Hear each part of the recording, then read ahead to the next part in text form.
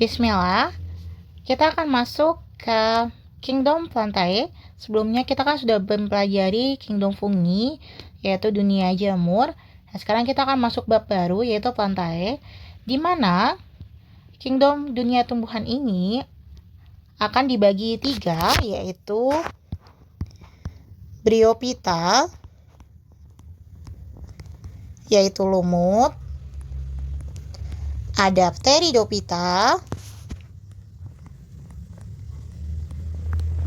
ini paku atau pakis, ada Spermatophyta,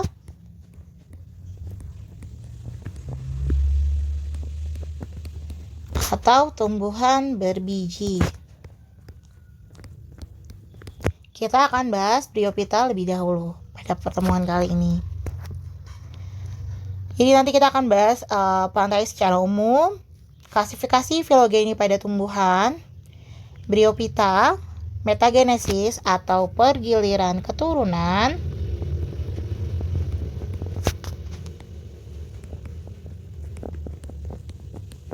klasifikasi, dan terakhir ada peranan lumut. Nah, untuk Kingdom Plantae ini, tumbuhan merupakan makhluk hidup yang mampu berfotosintesis karena memiliki klorofil. Oleh karena itu disebut organisme autotrof. Organisme yang bisa menghasilkan makanannya sendiri dengan cara apa? Fotosintesis.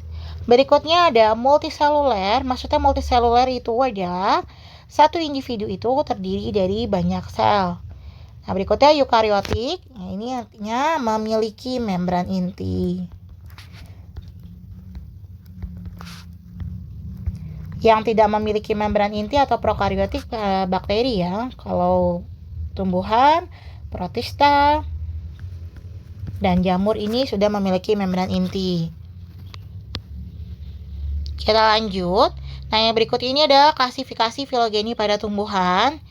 Jadi semua nenek moyang itu adalah alga hijau ya. Baru akhirnya terbentuk vegetasi perintis, yaitu Bryophyta, lumut yang akan kita kupas hari ini.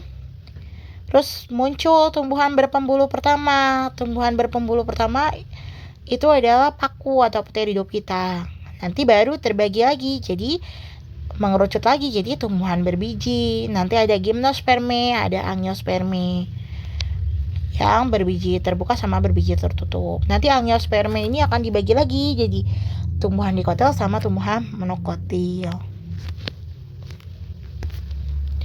Ini dia Bryophytanya, keanekaragamannya kita lihat ya. Ada lumut daun, ada lumut tanduk, ada lumut hati. Jadi kalau sekilas ngelihat ini memang seperti lembaran warna hijau saja ya.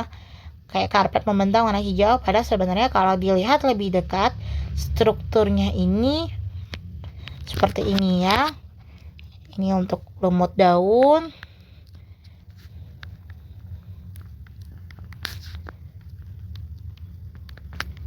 Ini lumut hati.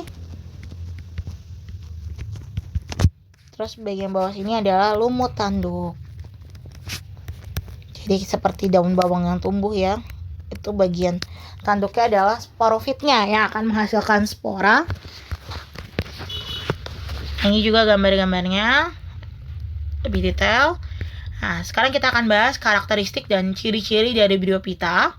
Yang pertama, berfotosintesis, multiseluler dan eukariotik, sama seperti ciri-ciri dari Kingdom Plantae ya. Terus tidak memiliki akar, batang, dan daun sejati. Makanya masih disebut sebagai talus. Kalau lumut itu kan kita nggak bisa bedain mana akar, mana batang, mana daun. Semua terlihat kayak lembaran aja, kayak karpet.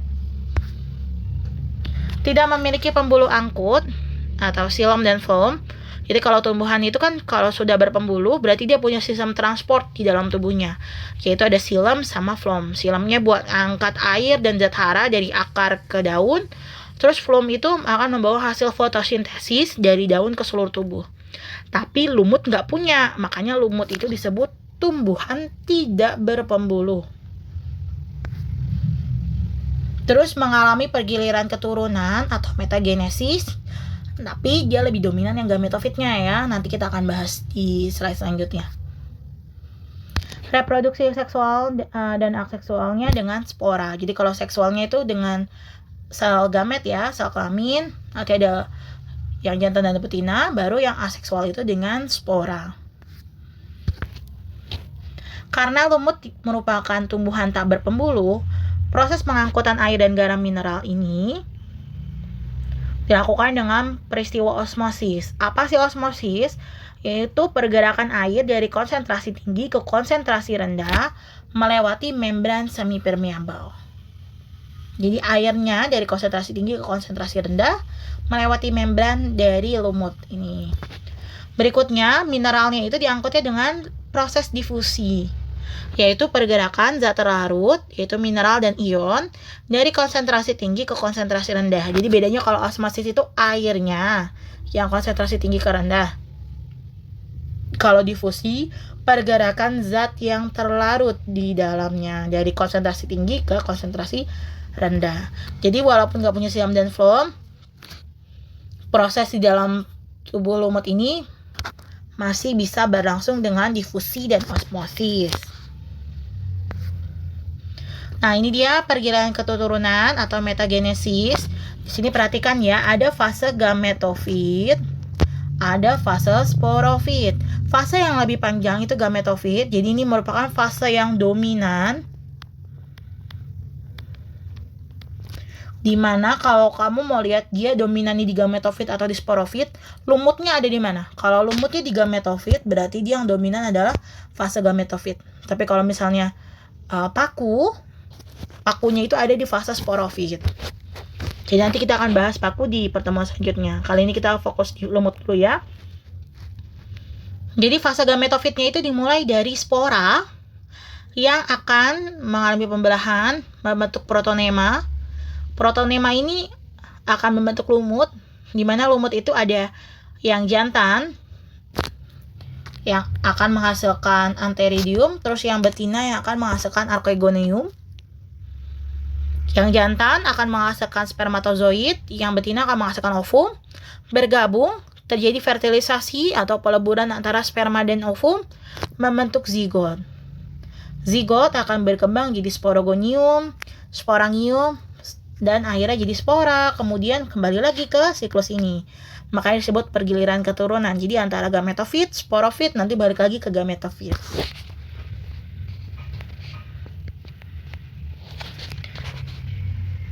Jadi kalau fase gametofit itu saat tumbuhan lumut menghasilkan gamet atau sel kelamin ya.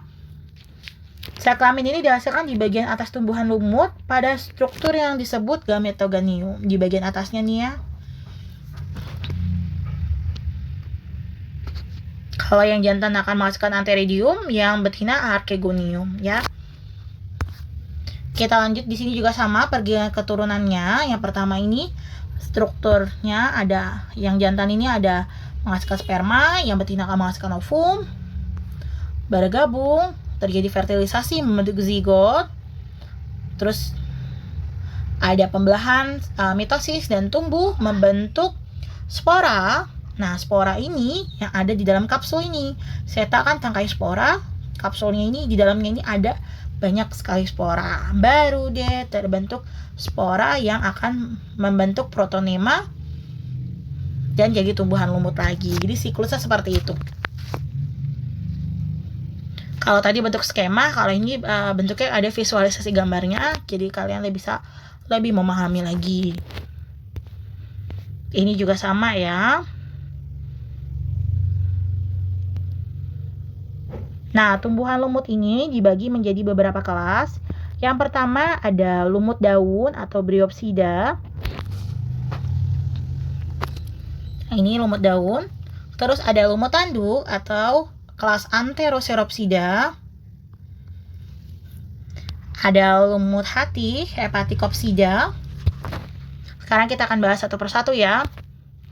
Bryopsida atau lumut daun.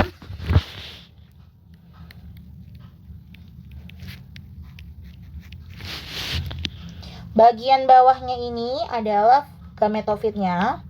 Sedangkan bagian atas itu sporofitnya yang akan menghasilkan spora.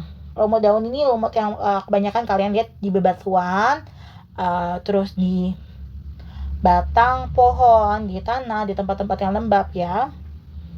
Kalau didekati di zoom, dia akan terlihat struktur sporofitnya. Kalau dia membentuk spora, berarti lagi fase sporofit. Kalau nggak ada bagian yang seperti ini, nah ini berarti lagi fase gametofit. Berikutnya ada lumut hati atau Hepaticopsida. Ini dari kata hepar ya. Hepar itu kan hati. Kenapa disebut lumut hati? Pertama, bentuknya itu kayak gini ya. Kayak bentuk hati. Terus selain ini bentuknya seperti hati, ini juga bisa mengobati sirosis hati. Sirosis hati atau radang pada hati ini bisa diobati dengan Merchantia, salah satu spesies dari lumut hati. Jadi selain namanya lumut hati, bentuknya juga seperti bentuk hati, ditambah ini merupakan obat sirosis hati. Ini ada struktur seperti cupnya ya.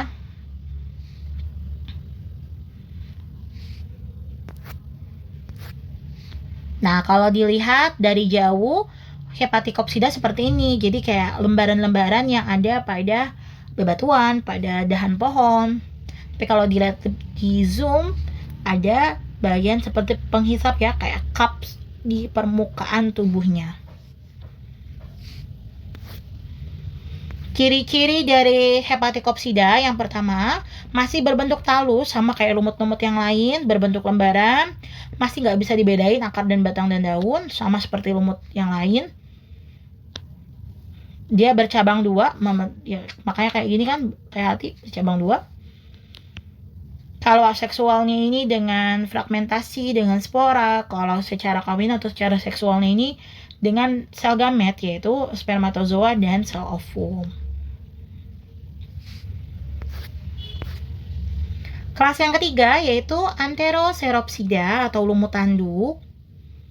Jadi bagian tanduknya seperti ini ya. Ini ada kayak daun bawang tumbuh. Ciri-cirinya gametofit itu berbentuk lembaran. Jadi bagian bawahnya ini gametofitnya, bentuknya lembaran. Kalau bagian atasnya ini disebutnya sporofit, berbentuk pipa memanjang ke atas yang bentuknya kayak tanduk, makanya disebutnya lumut tanduk. Nah, di dalam struktur seperti tanduk ini akan menghasilkan spora untuk perkembangbiakan secara aseksual. Nah, di dalamnya ada spora ya, bentuknya tuh yang bulat-bulat merah itu adalah spora. Kita lanjut. Nah, terakhir dari materi lumut ini adalah manfaat lumut. Jadi Allah sudah menciptakan lumut itu dengan banyak manfaat. Yang pertama yaitu merupakan vegetasi perintis. Karena dapat menghancurkan batu-batuan, ya batuan yang keras ini bisa hancur dengan batuan lumut yang berhasil untuk melapukan batu. Jadi pelapukan biologis, menghancurkan batu-batuan menjadi tanah yang dapat digunakan sebagai tempat tumbuh bagi tumbuhan lainnya. Jadi sebelum ada tumbuhan berpembulu atau ada tumbuhan berbiji ya, vegetasi perintisnya adalah lumut. Yang kedua, menahan erosi. Jadi mengurangi bahaya banjir karena dia menahan erosi, dia menyimpan air sebagai cadangan saat musim kemarau. Jadi kalau lumut ini nyimpan air sehingga pas musim kemarau airnya itu ada, jadi nggak kering. Berikutnya ada Merchantia polymorpha. Ini digunakan sebagai obat hepatitis atau radang hati yang tadi sudah disampaikan di kelas Hepaticopsida. Oke, sampai di sini semoga dapat dipahami. Kalau ada yang mau ditanyakan silahkan hubungi guru ya. Assalamualaikum warahmatullahi wabarakatuh.